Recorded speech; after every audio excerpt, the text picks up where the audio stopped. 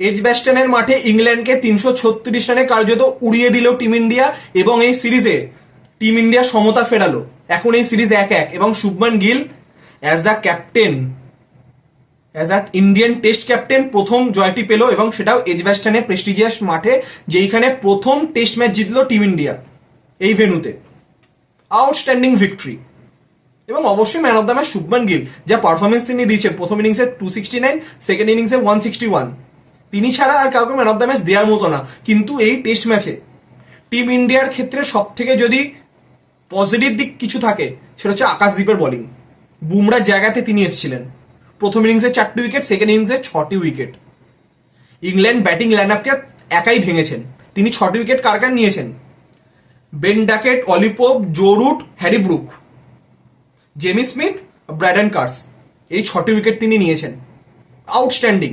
কালকে ইংল্যান্ডের অলরেডি 3টি উইকেট পড়ে গেছিল, তো আজকে বৃষ্টির জন্য খেলা দেরিতে শুরু হয়। তো বৃষ্টি দেখে অবশ্যই ভারতীয় সমর্থকরা, ভারতীয় ক্রিকেট প্লেয়াররা তারা কিছুটা তো চিন্তায় ছিলেন যে ম্যাচ যাতে ভেস্তে না যায় দিনটা। তো ফাইনালি যখন ম্যাচ শুরু হলো, অলি পোপ এবং হ্যারি ব্রুককে আউট করে দেন আকাশদীপ। তারপর বেন স্টোকস জেমি স্মিথের সাথে কিছুটা পার্টনারশিপ বিল্ড করার চেষ্টা করছিলেন। ঠিক লাঞ্চের আগে ওয়াশিংটন আউট করে দেন বেন স্টোকসকে। লাঞ্চের পর ক্রিস ওকসও কিছুটা পার্টনারশিপ বিল্ড করার চেষ্টা করছিলেন। ক্রিস ওকসকে আউট করে দেন প্রসিদ্ধ কৃষ্ণা। তারপর আসেন ব্র্যাডন কার্স, উল্টো দিকে ভালো ব্যাটিং করছিল জেমি স্মিথ। তারপর আকাশদীপ জেমি স্মিথকে আউট করে দেন। তারপর জাডেজা আউট করে দেন টাংকে এবং লাস্টে ব্র্যাডন কার্সকে আবার আউট করেন আকাশদীপ।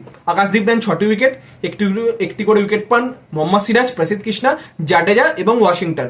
এবং 271 রানে অল আউট হয়ে যায় ইংল্যান্ড এবং 336 রানের দুরন্ত জয় তুলে নেয় টিম ইন্ডিয়া এবং এই সিরিজে 1-1 করে দেয় টিম ইন্ডিয়া। অর্থাৎ 10 তারিখ লর্ডসের মাঠে যে ম্যাচ হবে, দুটি দলের কাছেই খুবই গুরুত্বপূর্ণ ম্যাচ।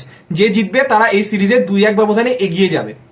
তো টিম ইন্ডিয়ার পয়েন্ট অফ ভিউ থেকে দেখতে গেলে কোনো চেঞ্জেস হওয়া উচিত না। একমাত্র একটা চেঞ্জই হওয়া উচিত, সেটা হচ্ছে বুমরা যখন আসবেন প্রসিদ্ধ কৃষ্ণা বাইরে যাবেন। তিনি পারফরমেন্স করতে পারেননি এবং আকাশদীপকে যদি পরের ম্যাচে যদি বসানোর প্ল্যান করে টিম ইন্ডিয়া, তাহলে সেটাই হবে সব থেকে বড় ভুল। কারণ যে পারফরমেন্স তিনি আজকে দিয়েছেন এই পুরো টেস্ট ম্যাচে, যার কারণে টিম ইন্ডিয়া টেস্ট ম্যাচটা জিতলো, সিরিজে 1-1 করতে পারলো। এবং তাদের যে কম্বিনেশন ছিল যে 8 নম্বর অব্দি ব্যাটসম্যান চাই, সেই ফর্মুলাও কিন্তু এই ম্যাচে কাজ করেছে।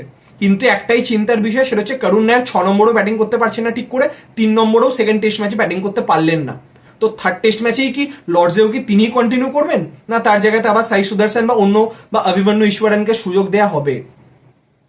হলে এই একটা চেঞ্জ হতে পারে।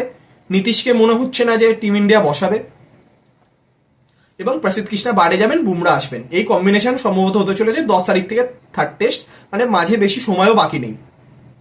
তো আজকের সব থেকে গুরুত্বপূর্ণ মোমেন্ট যদি কিছু বলা যায়, সেটা অবশ্যই হ্যারি ব্রুক, অলি পপের উইকেট হলেও ঠিক লাঞ্চের আগে বেন স্টোকসের উইকেটটি, সেটা কিন্তু পুরো মোমেন্টামটাকেই শিফট করে দেয়। যে তাদের লাস্ট যে পেয়ার, রেকগনাইজড যে পেয়ার ছিল বেন স্টোক জেমি স্মিথ, সেই পার্টনারশিপটাকে ব্রেক করে দিয়েছেন ওয়াশিংটন সুন্দর। তারপর বাকি বোলাররাও নিজের কাজ করেছেন।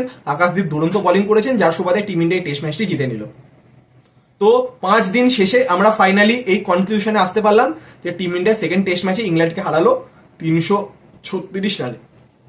তো এই ছিল ফাইনাল সেকেন্ড টেস্টের আপডেট। তো থার্ড টেস্ট ম্যাচ 10 তারিখ এই বৃহস্পতিবার লর্ডসের মাঠে, লর্ডসের প্রেস্টিজিয়াস মাঠে, যেখানে দুই দলই চাইবে নিজের সেরাটা দিয়ে এই সিরিজে এগিয়ে যেতে। হাড্ডাহাড্ডি টক্কর হবে। তো সেই ম্যাচেরও বিস্তারিত প্রতিদিনের আপডেট নিয়ে নতুন ভিডিও আসবে এবং তার আগে টিম ইন্ডিয়ার কোনো নতুন চেঞ্জেস বা নতুন কোনো আপডেট যাই আসবে, সেটা অতি অবশ্যই আমরা ভিডিওর মাধ্যমে শেয়ার করব। তো যদি ভিডিওটি ভালো লাগে অতি অবশ্যই চ্যানেলটিকে সাবস্ক্রাইব করবেন।